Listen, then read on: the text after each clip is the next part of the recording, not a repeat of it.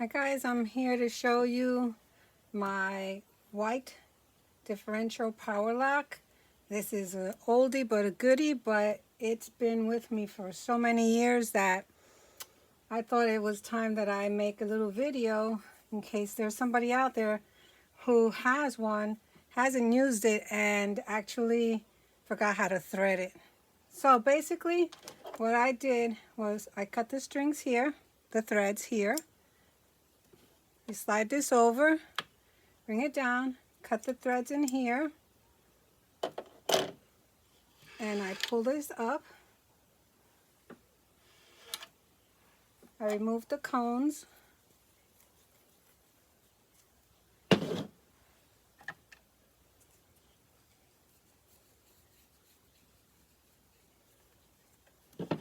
Now this little machine has been with me for over 20 years. I actually got it at Service Merchandise that's been gone for so many years. Okay, so now I took the cones off. Now what I'm going to do is, let me move these out of the way. Just going to throw them over there. I'm going to pop the lid open on the side. And I'm going to pull the threads out from the needle.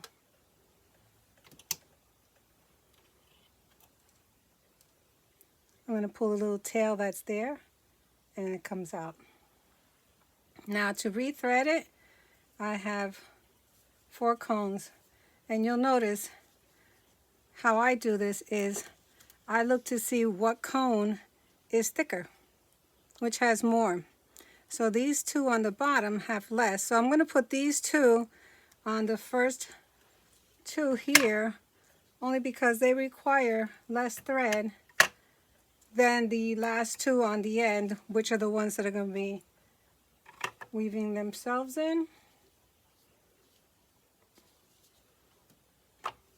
So what I do is I take this up, I go around the top loop, I pop it into the green,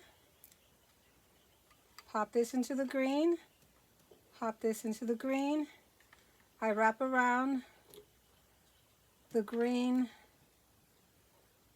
tension dial here, and I'm going to be taking my needle nose tweezers. I'm going to grab the thread and I'm going to pop it into the green loop that's right here. Then down here you have green and blue dots. So you're just going to follow the pattern of the green, green, green. Now we're going to take the thread, we're going to grab it with the needle nose tweezers. I don't want to get it in the wrong loop. That one just stuck into the wrong loop. So you're going to bring it under here. You're going to pull it through. You're going to turn your dial. And there's going to be a little latch right there where you're going to hook that thread through. Now you're going to get your tweezers. You're going to grab the thread, pulling it up, get enough out. And then now there's another loop right here that I'm going to be going through. I'm sorry about the position of the camera, but it's the only way I can set it where at least I can see what I'm doing and describe what I'm doing. Oops, I dropped it.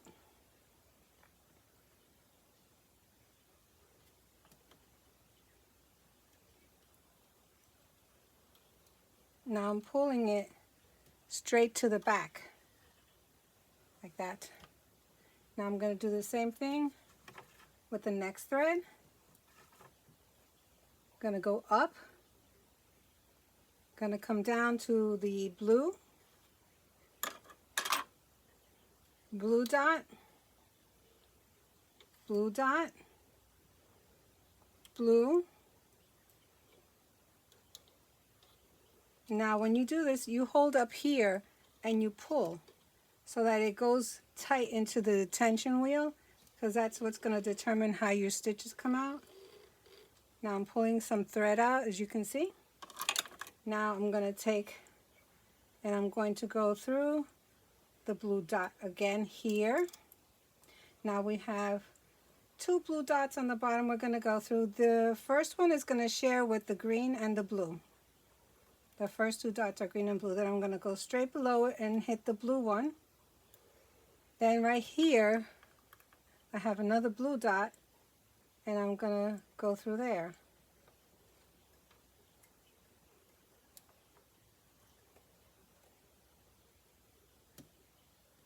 Now I'm going to go through this other loop here, which goes horizontally across. I can't see. I know why it's not going through. You want to know why it's not going through? I'll tell you why. Because my rule of thumb is always to cut my thread so the edges aren't frayed and it's not pushing the needle away.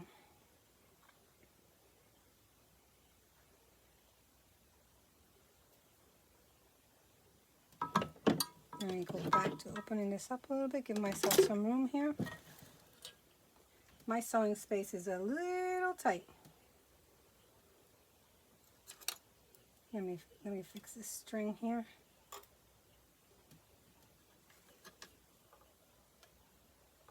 It came out. I'm just going to rethread it.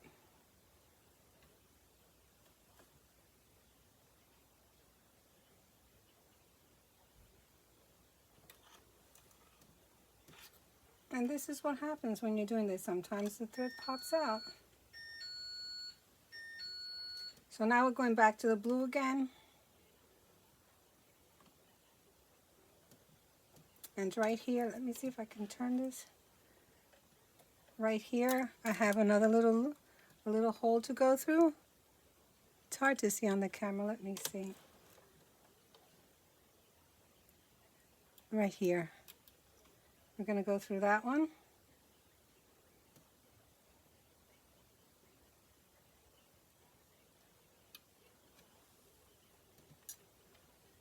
Now we're going to go for the third string. We're going to loop it above. Now we're going to go through the red tension dial, pulling. You see I'm holding here and I'm pulling tight because you want it to be tight in there.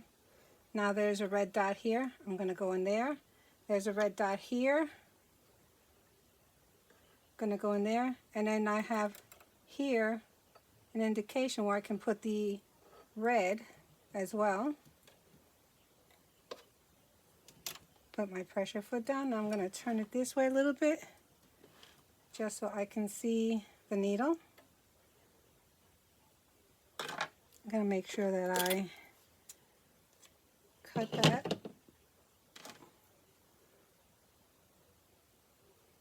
And using the tweezers makes everything easy because you're not getting your hands in the way.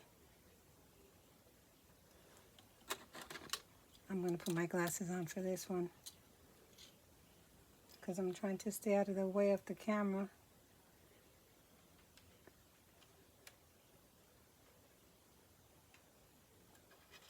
I can't see. Now the reason I'm doing this tutorial is because in the past I've looked for assistance on this brand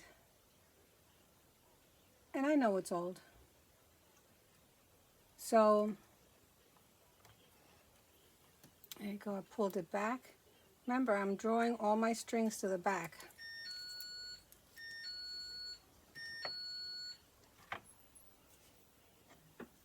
Let me find my, oh, here it is. Again, I'm going above, bringing down the thread. Now I'm going to go in through the yellow. And remember, hold it up here and pull to get the right tension in the dial. Now I'm going through the top yellow. Now I'm going through the next yellow.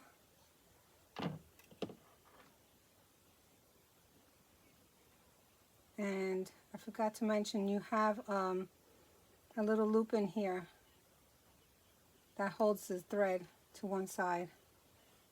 Let me pull that. So now we're back again through the little loop right here. Pulling enough thread, I'm going through that little loop. And again, I wish I could do a close-up of how this thread looks, because if you look at it, it looks like there's nothing wrong with it, but there has to be 1/8 of an inch of thread, fine thread on the end, that if you don't see that, it's going to be pushing the thread the wrong way, and it's not going to go into the hole of the needle, or let's say the eye of the needle. Now it's in there. So like I was saying before, there was a time where I needed some help with my machine, and I couldn't find any tutorials on it. So I had to find other videos of other machines where I had to figure out what was going on. Okay, so now I have all the threads in my hand, all 4, and I'm slowly going to press on the presser foot.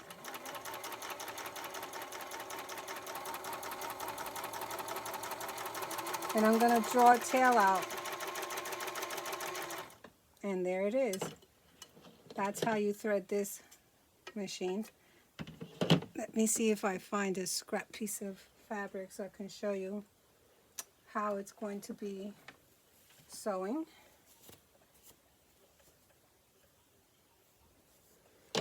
Let me cut a piece of fabric here.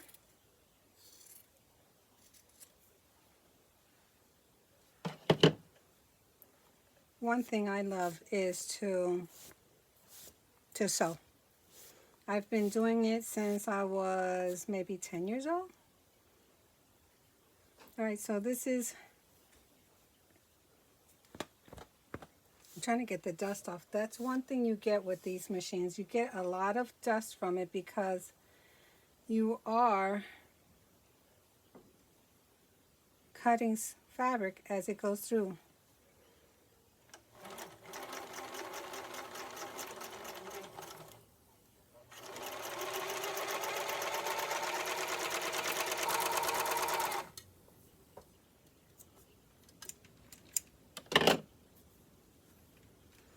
So guys, this is how it looks. It cuts as it sews.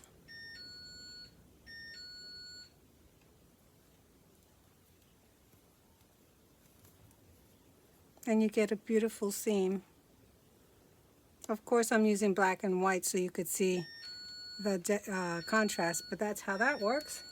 And this is what it cut off.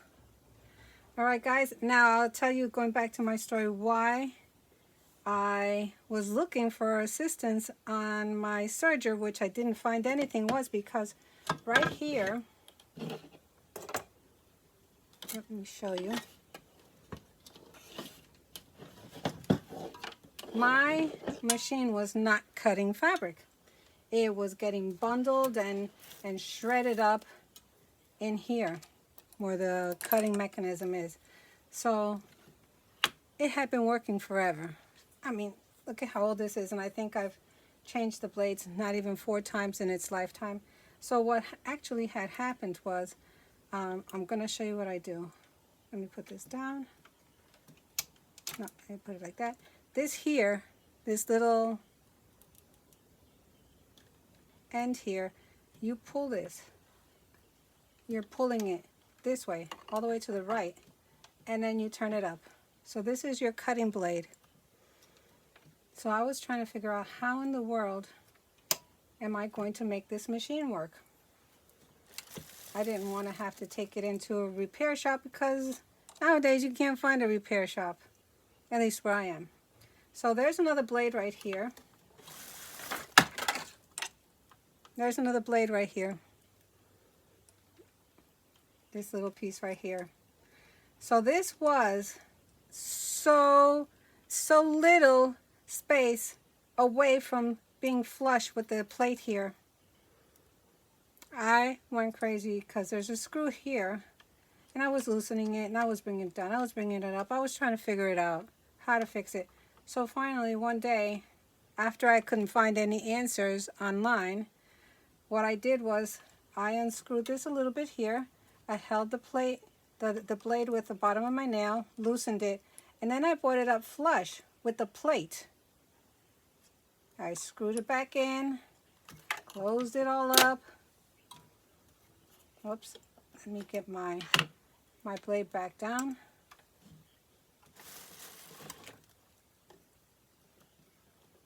Trying to do this without, now I'm turning it, and you're gonna see it's got a little thingamajig here. It's gonna click, as you heard, and it fits right in there, and that was it. My machine is cutting, my machine is working beautiful, and like I said, this thing has to be 20 plus years old. It's still good, it still works beautiful. It's a white